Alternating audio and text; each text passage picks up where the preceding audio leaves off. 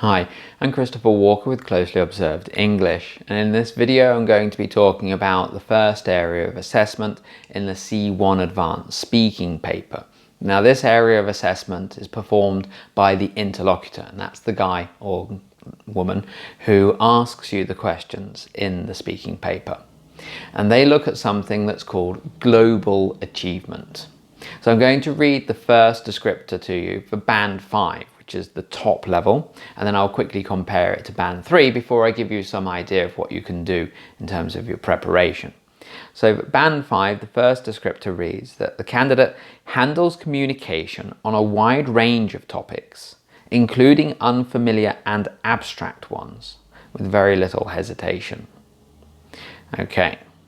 Let's quickly compare that to band 3, which is that the candidate handles communication on a range of familiar and unfamiliar topics with very little hesitation.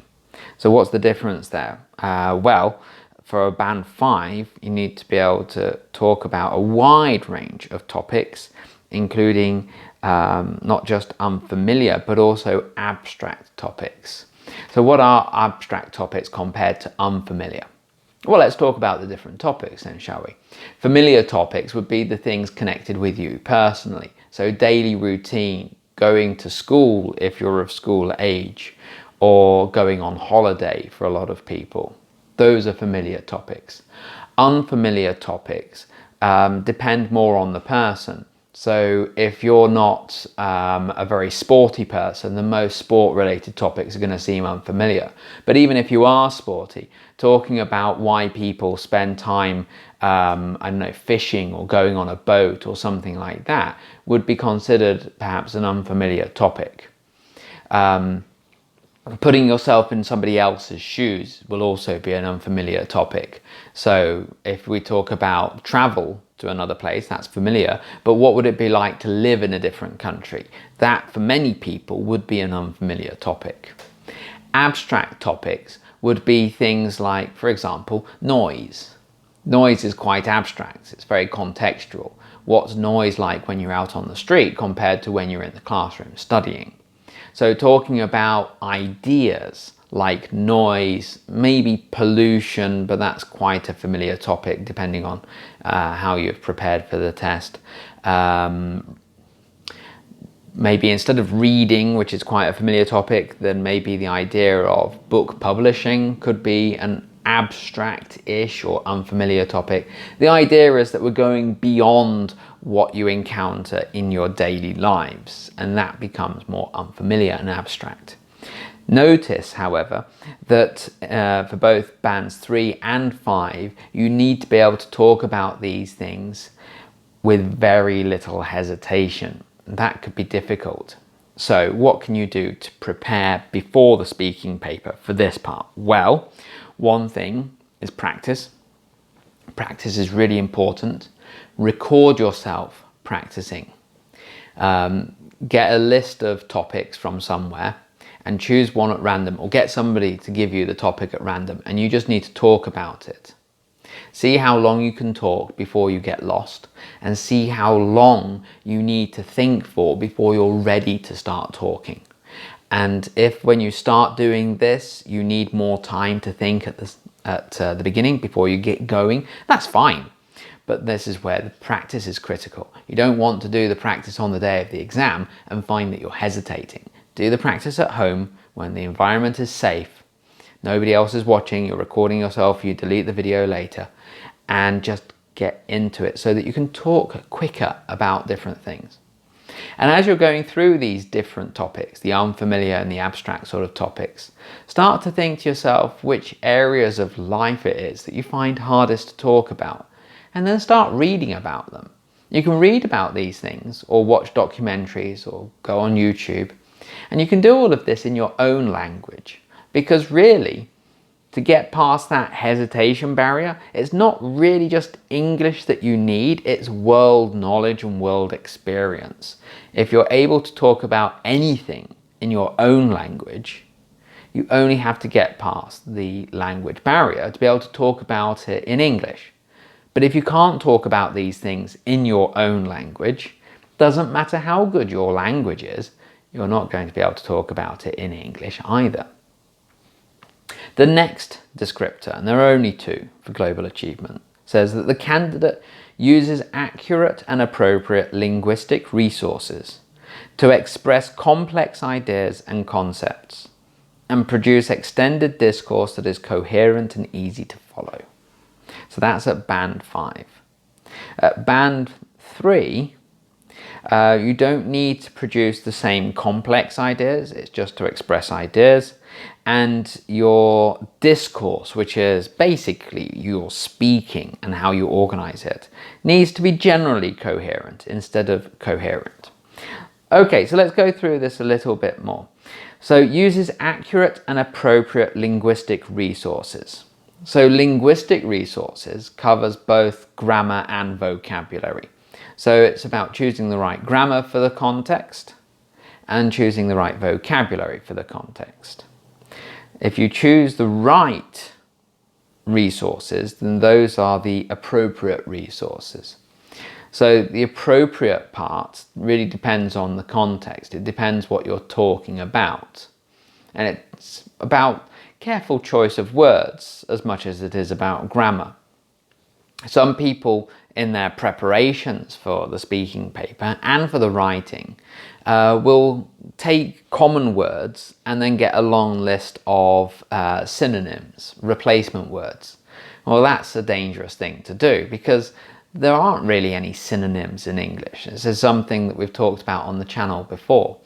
Synonyms are never always synonymous.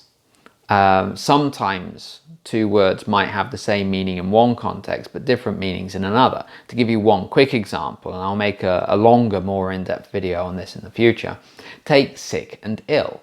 Now on the surface of it, they do seem synonymous, but there will be a context. For example, when you feel something's happening in your stomach, where there's a difference. If I say to somebody, because I've had some bad food, oh, I think I'm going to be ill, they might say, oh dear, you should call a doctor then.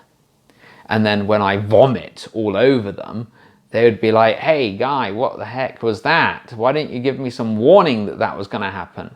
I should have said I'm going to be sick. There, the difference between the two words is quite tangible. You can touch it.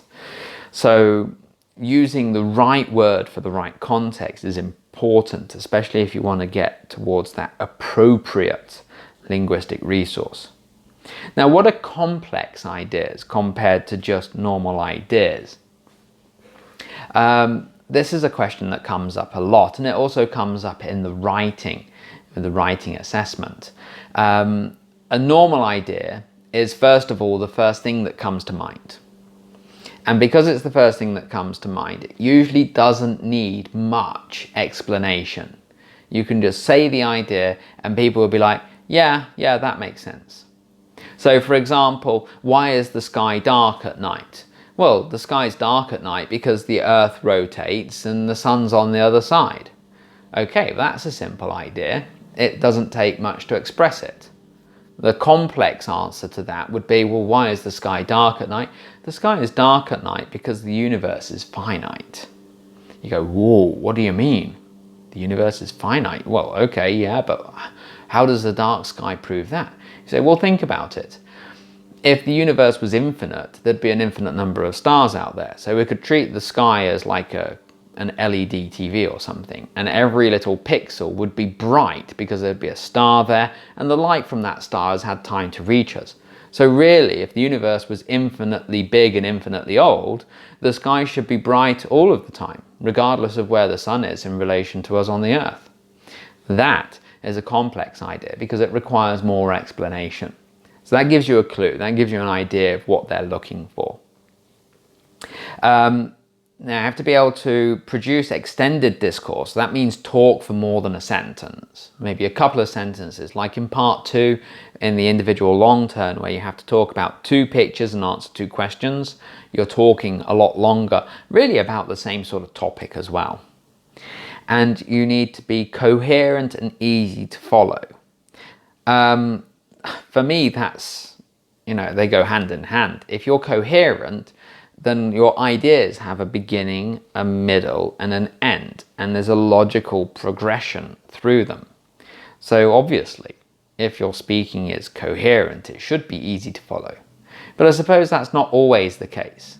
If you listen to maybe like, I don't know, a professor at university explaining a point of interest in economics, there might be great coherence to what that person says, but they're not always easy to follow. You need to really pay attention. So I suppose that's what they're looking for here.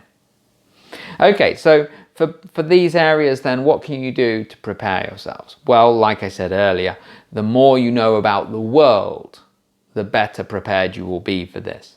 This, interestingly, is one of the reasons why there will never be a C1 Advanced for schools. Now, obviously, B2 First comes in two flavors. There's the regular B2 First, designed for adults, university students and above, and B2 First for schools, which I think the youngest candidate I've seen go for that is like 10 or 11 years old.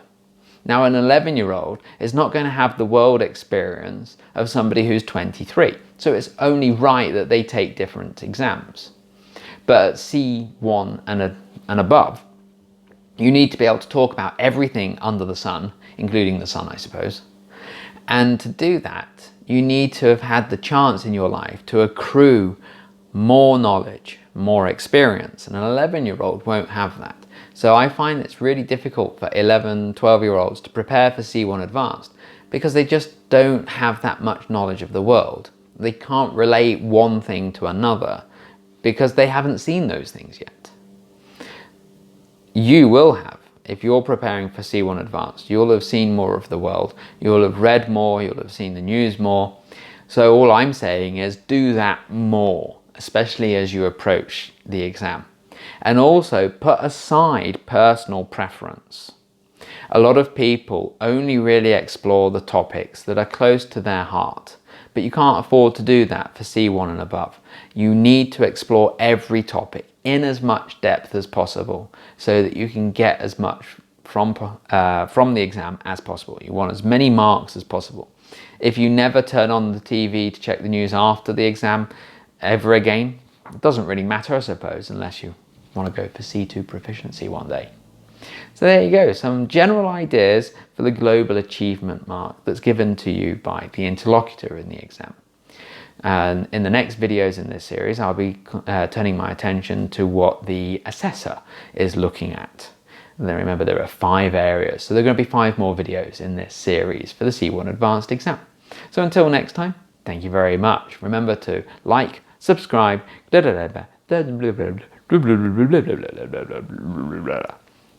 know the drill.